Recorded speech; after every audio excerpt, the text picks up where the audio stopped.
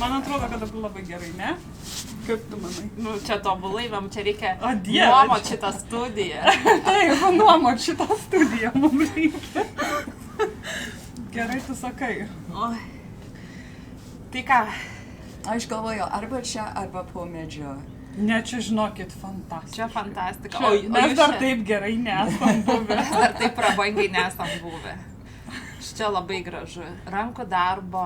Pergola su gėle, kaip sakėt, vadinasi gėlė? Trumpet vine. Trumpet wine. Trumpet vine. Aš nežinau, ar yra kažkoks latiniškas pavadinimas, aš vis tik trumpet vine sakau. O jūs čia ateinat pasėdėt? Jo, Geriat kavą? arba vyną. Jo, iš ryto kavos, iš ryto paprastai būna biskį per viso. Tai po piet. Ir dėl to mes nupirkom tas užuolaidas, dėl to, kad Rai sako, kai saulė pakila, tai reikia kaip nors apsisaugot nuo jos. Kaip ačiū, kad jūs įleidot mus į savo namus. Šitie namai yra muziejus. Taip, šitie iš tikrųjų pas jūs yra muziejus. Muziejus ir Lietuvos muziejus, ir meno muziejus. Ta prasme, wow. Ir šeimos Ir muziejus. šeimos muziejus. Ir aš visą laiką keičiu, žinai, Keičiat ekspozicijas. nusibūst, arba aš ko nors naujo sukuriu, arba ko nors mėgiamo, tai tada aš pakabinu ant sienos. Mes dar nepristatėm savo pašnekovės šiandienos.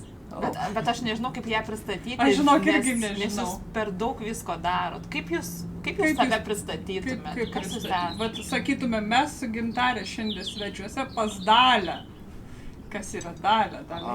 Aš nežinau, filosofiškai reikia kaip nors atsakyti, ar aš nežinau, paprastas žmogus, kuris bando ko nors gražaus sukurti. Man visą laiką grožis patinka, man gėlės patinka, man menas patinka, muzika, šokiai. Bet jūs visada buvot nuo mažens, čia iš jūsų šeimos yra ta linija, nes jūsų sesuo irgi yra menininkė, ar ne? Bet žinai, reikėjo daryti pragyvenimą, reikėjo dirbti, tai apie tai nebuvo laiko galvot. Aš žinojau labai prieš išeidama į pensiją, gal 10-15 metų prieš tai ką aš darysiu, kai aš išeisiu į pensiją. Tai tada aš pradėjau pirkinėti visas tas mašinas. Tai jūs pradėjot kurti tik tai išėjus į pensiją? Daugiau ar mažiau. O iki tol kokia jūsų profesija? Aš buvau mokytoja. Aš buvau matematikos mokytoja. Aš pradėjau su pradžios mokyklos, su 7-8 skyrių. Ir tada ėjau į gimnaziją. Tada gimnazijoje dirbau. Ir čia va mokinot San Francisco vaikus matematikos? Ir Illinois, ir čia už 2 mylių El Camino High School ir Parkway Middle School. Bet tai jūs kaip matematikė, tai čia tikslieji mokslai, tai čia labai toli nuo meno. Žinot, matematikai, ta prasme, tai čia labai mažai meno tame. Yra toks tikslumas menė, žinai, reikia aš noriu tam tikras spalvas parinkti, aš noriu, kad tos spalvas man derintųsi viena su kita. Aš noriu, kad žinai, kad tas vaizdas būtų geras, gražiai nudažytas, gražiai nupieštas. Jūs ten visas geometrinės figūras, ar ne? Visi trikampiai turi būti tikslus jūsų mene, visi stačiakampiai, visos tos formos. Neturi būti pilnai tiksliai, bet turi kažkaip ką nors pasakyti, kokį vaizdą sukurti. Dėl to, kad yra labai modernų meno kūrinių, kur man patinka, bet jie irgi ką nors pasako arba vaizdą sukuria. Bet aš to nedarau tiek daug. Kokia jums dabar labiausiai įdomiausia iš meno rūšių? Kam jums smagiausia? Nes jūs ir siuvat, ir piešiat, ir viską darot. Kas jums daugiausia prie širdies? Yra gerai, kad aš visko darau dėl to, kad aš negaliu vieną daiktą 8 valandas daryti. Man reikia būtinai, žinai, gal porą valandų siūti, tada gal porą valandų dažyti. O kada nors aš negaliu dažyti, dėl to, kad aš turiu koncentruoti. Ir tada, kai aš pradedu koncentruoti, aš planuoju, kad gal tik valandą dirb, bet tada staiga po 3 valandų aš baigiu. Bet, man atrodo, jūs klausėt dėl tos grupės, dėl meno grupės, kokią kryptim jūs einate. Jūs meno grupė, tai žinokit, nepergyvenkit, viską galit. Viską. Dėl to aš nežinojau, ką sakyti, dėl to, kad kada nors, kai aš siuvu, tai man nereikia galvoti. Aš tik tai siuvu. Arba aš noriu matyti, kaip bus, kai baigsiu, tai tada reikia eiti pirmyn, siūti pirmyn. O kai aš dažau, tai man dažnai reikia galvoti. Yra, kaip sakai, overlap. Persidengia. Well, visos tos sritys persidengia. Aš seniai imdavau CSM, College San Mateo, kaip gėlių tą puošimą, dekoraciją. Ir tada aš vieną kartą klasėje mums reikėjo imti kursus, žinai, lavinimo kursus. Tai aš mokykloje parašiau tokį popierį, kaip gėlių paruošime matosi geometrija. Ir jie priėmė, mane labai nustebino, nes viską darai pagal trikampį, arba turi būti toks fokas, arba labai svarbu turėti ir ryšką spalvą, ir netokią ryšką spalvą, ir ką nors vidutiniško. Ir taip yra su dažymu, ir taip yra su quiltinimo, arba skiautinių darymo. Bet va to ties skiautinių darymas, tai kaip čia, nes kaip pasakyti jį dabar, kokia čia tas sritis lietuviškai būtų? Skiautiniai, žinoma, man atrodo, taip ir atskirai, nes angliškai tai yra quilting. Nes jie turi grinai, nes tu iš mažiukų gabaliukų, o kadangi iš skiautelių, iš mažų skiautelių. Tai, pavyzdžiui, aš galiu sakyti, kad čia jūsų yra ta mylimiausia sritis, nes man atrodo, kad net ir kai būna mūgės ar kažkokie renginiai, ir kur aš matau jūsų darbus, jūs turi daug tų skiautinių. Man atrodo, netgi yra buvę vieną kartą aukcione rudens baliaus. Ai, tikrai, dėl kurio ten labai kovoja. Aš buvau tam renginį. Aistė man sakė, kad jie irgi norėjo laimėti. Bet, aš tą specialiai geltoną, žalią, raudoną padariau.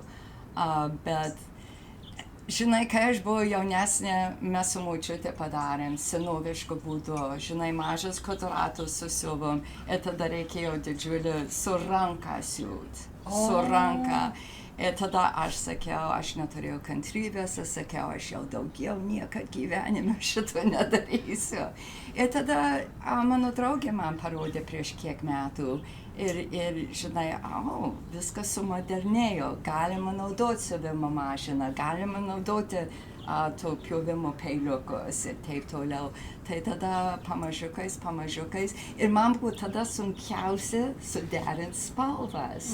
Tai aš nusipirkau knygą, aš pasiėmiau gabalą medžiagos, kai aš buvau Illinois pas tėvus, mes su draugė važiavom nuo krautuvės iki krautuvės ir kiekvienoj krautuvėj aš nupirkau po gabaliuką medžiagos, kuri derintųsi su tą, ką aš turėjau. Ir buvo labai smagus toks dalykas.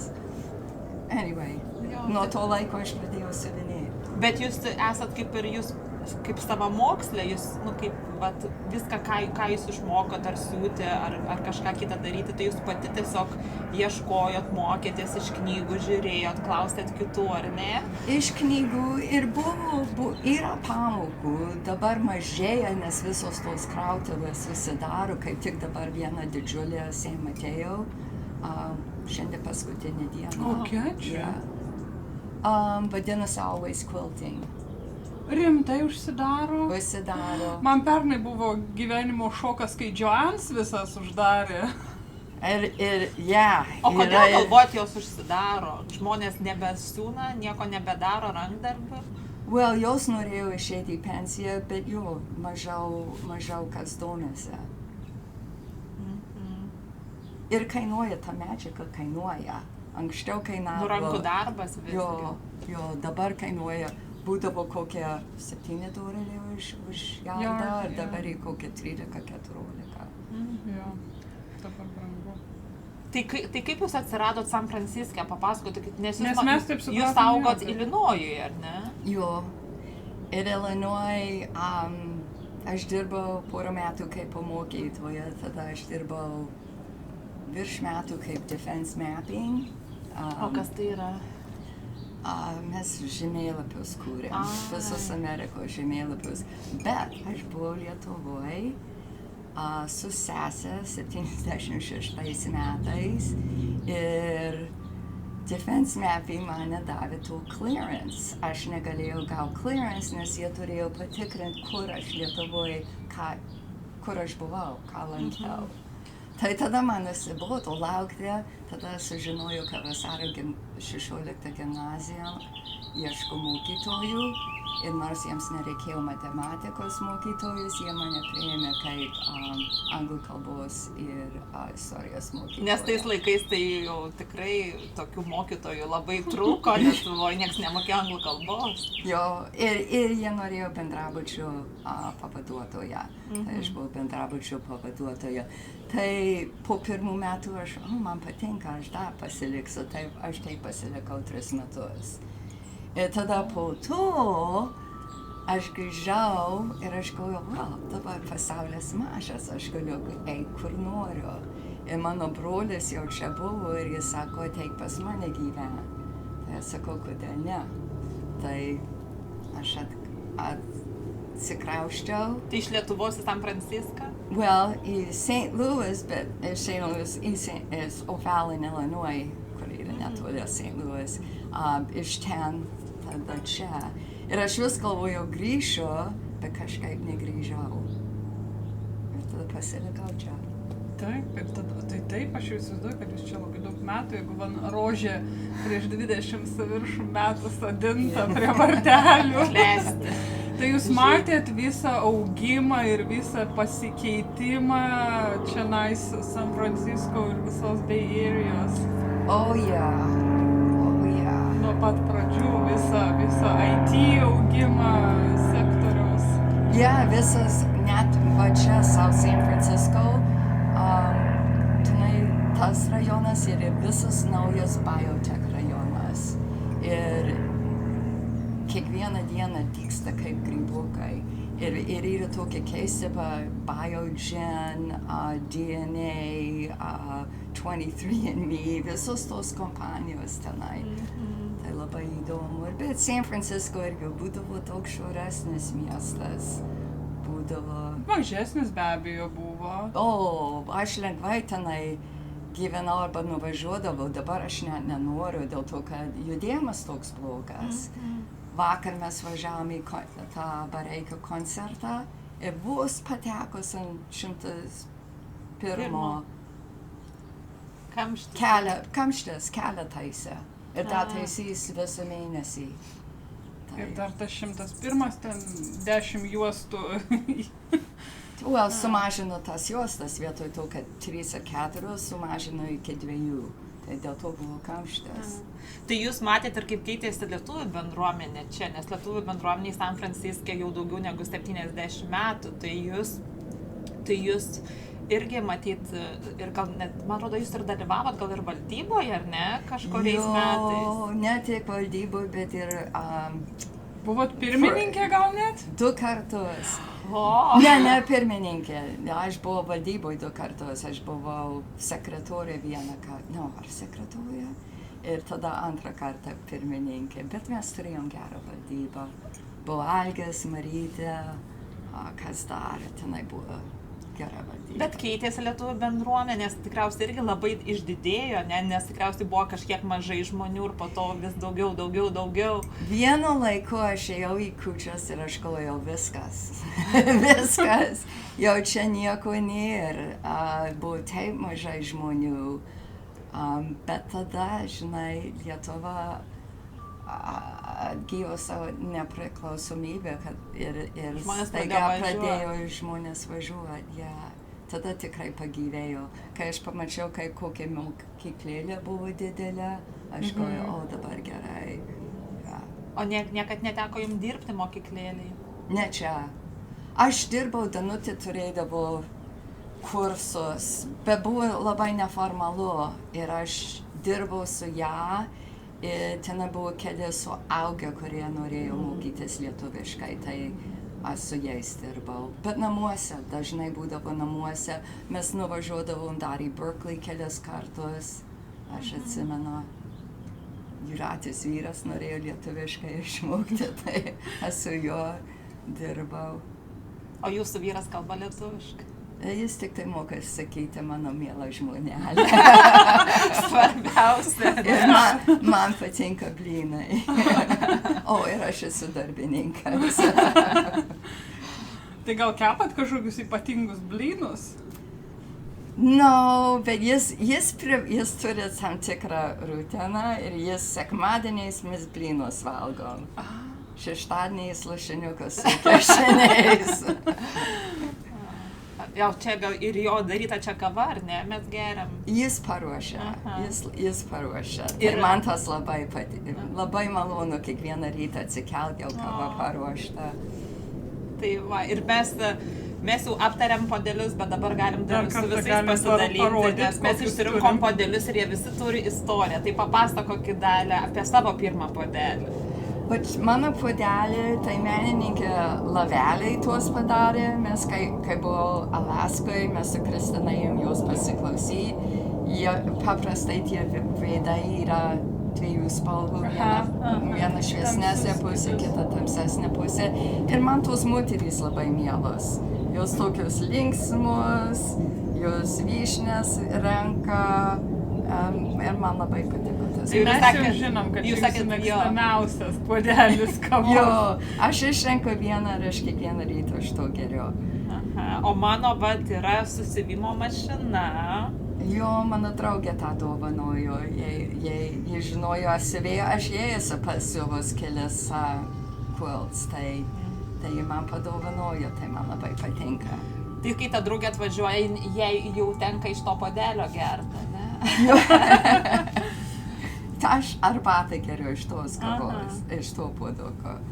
Arba iš to priklauso, ko aš noriu. O mano yra su vėžliu, nes vėžlys yra, o kaip lietuviškai pasakyti? Mano dvasios gyvūnas, taip, tai kadangi Dalia gauna įkvėpimą iš vėžlio, kad jie tokie einantys į tikslą ir... Lėtai, bet užtikrintai, taip, vat. Ir sakė ilgamžiai. Bet pažiūrėkit, ir mes čia turim, irgi vėžlių. Bet visur, aš mačiau daug jūs turit vėžlių. Taip, buvo vienas tas siuvinys su vėžliu. O tenai yra mama ir vaikas, tai labai atrodo. Ir čia irgi vėžliukai ir jų mama. Tai šiandien mes esam verbų sekmadienis, šiandien kai filmuojam, tai pasiruošimas Velykom.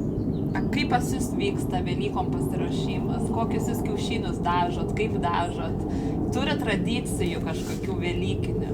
Well, aš jau čia esu turbūt 40 metų ir žinai, kaip jūs, kaip lietuviškos seserys, tai aš turiu mažą seserų draugiją. Jūratė, Alberta, Marytė, Rita ir Aldona. Mes paskutiniu laiku, maždaug paskutinius 5 metus ir prieš tai, bet susitikdavom ir valgydavom pietus, bet ir dažydavom kiaušinius. Tai prieš pat Velykas. Tai ten jau šeštadienį arba penktadienį. Jo. O kaip jūs dažot tos kiaušinius? Kokiu metodu? Su vašku ar kažkaip? Ir su vašku, ir aš ir Bertos mes išmokom su peiliuku. Skutinėt, jo.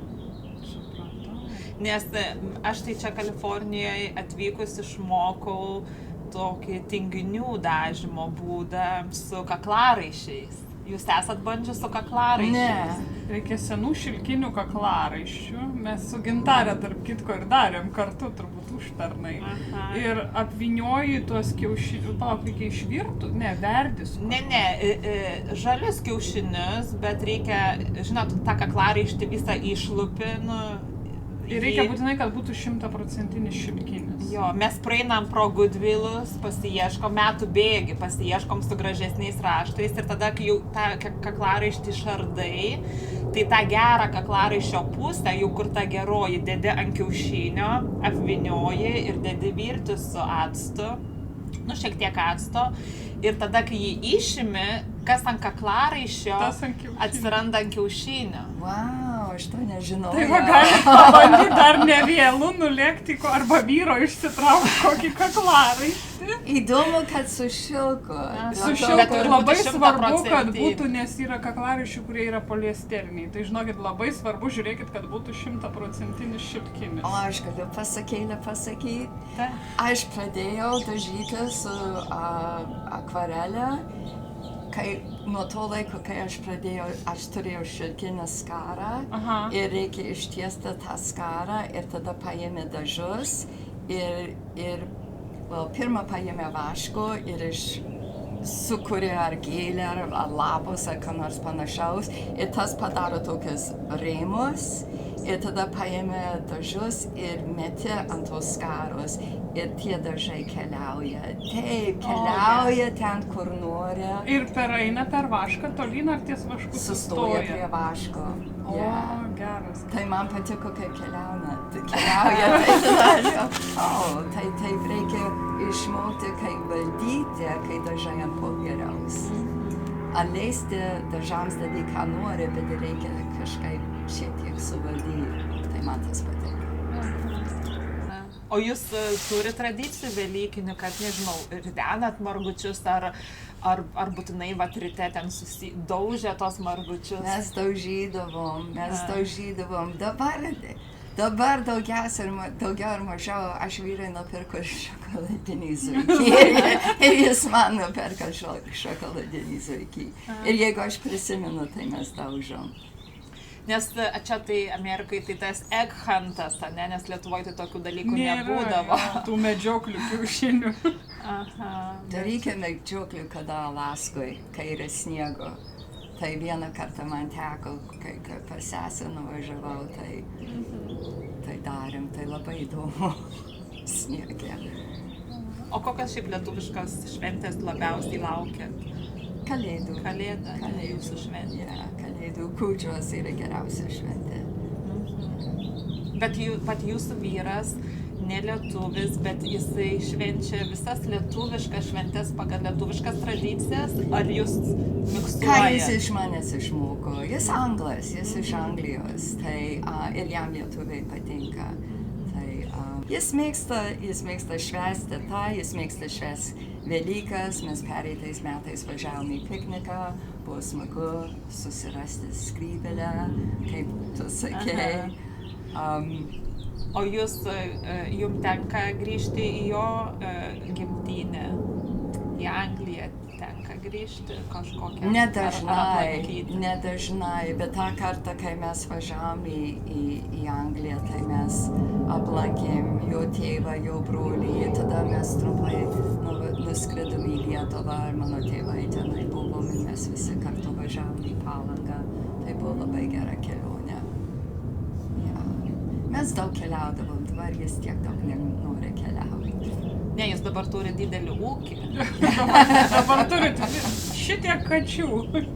Kiek kačių pas jūs, prižiūrimų? Aš prižiūriu tikrai 3. Tikrai 3. O visos kitos bonusas, ne? Jo. Visos kitos tik užsuka į svečius. Jos žino, kad čia yra maisto. Skyrus, kad vienas kajori irgi susigaudė, kad čia yra maisto. Tai kokią 3 savaitės jis lankydavo. Tai ką aš susigaudžiau, kai jis ateina, tai aš pradėjau nedėti maisto. O tai kur jie gyvena, kad ateit pas jūs į namus? Kalnuose, ant kalno. Ir man atrodo, jis gal eidavo tenai į mokyklėlę, nes vaikai, žinai, Palieka viską. Palieka viską. Yeah. Bet tai kokia čia ramybė pas jūs? Ar ne? Yra ramu. Yra smagu. ramu. Dėl to Ray sako, man patinka priemiestį gyventi. Dėl to, kad yra tylu, yra ramu. Nebent laiks nuo laiko, gal 2-3 kartus į metus kažkas ką nors švenčia, tai tada paleidžia tą muziką ir gali Galit girdėti. švęsti kartu su kaimynais. Yeah. Žinokit, Dalia, jūsų namai yra kažkokia fantastika. Fantastika. Aš va čia atvažiuočiau tiesiog pasėdėti kartais. Tokia ramybė, tokia gera, nu, toks vaibas geras. čia. Labai, labai gražu, va taip, va, jaukus tas kiemas. O jums tai iš Jūs vis... bet kada galite atvažiuoti. Bet aš mėgstu, aš tas gėlės, žinai, jau čia tiek daug aš bandžiau, kada nors daugiausiai sekasi, bet kada nors nepasiseka, tai reikia išrauti. Aš kada nors mėgstu nuveiti į Lowe's ir rasti tenai, žinai, tas gėlės, kur jau miršta ir bandyti jas išgelbėti. Tai pasodinu ir, kaip sakau, kada nors sekasi, kada nors ne. Bet, žinai, tas raudonas gėlytės, tai tie hummingbirds, palauk, kaip vadinasi lietuviškai?